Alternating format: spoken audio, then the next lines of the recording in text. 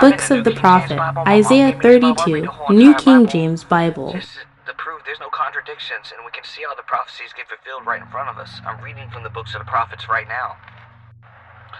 The Bible is the most important tool as a Christian. That's why I use it for my social media. That's why I do it on break. You know, what do? How do you put God first? Begging for money?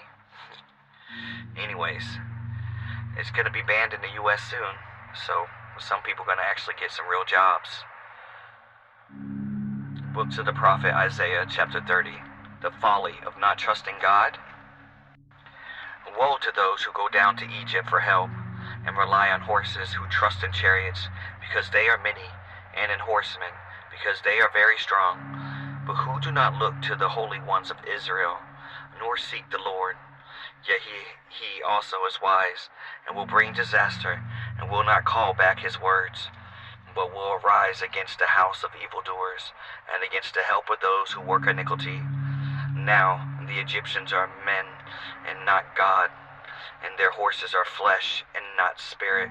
When the Lord stretches out his hand, both he will help and will fall, and he who is helped will fall down. They all will perish together.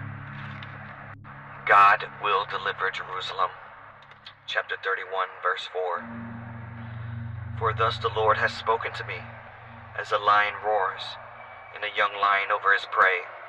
When a multitude of shepherds is summoned against him, he will not be afraid of their voice, nor be disturbed by their noises.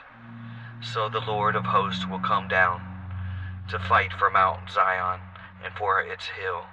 Like birds flying about, so will the Lord of hosts defend Jerusalem.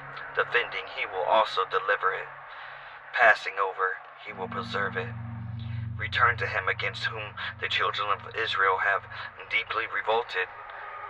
For in that day every man shall throw away his idols of silver, and his idols of gold, sins which your own hands have made for yourselves.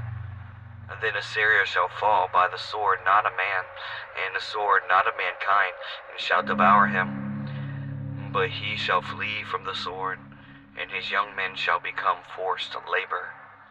He shall cross over to his stronghold for fear, and his princes shall be afraid of the banner, says the Lord, whose fire is in Zion, and whose furnace is in Jerusalem.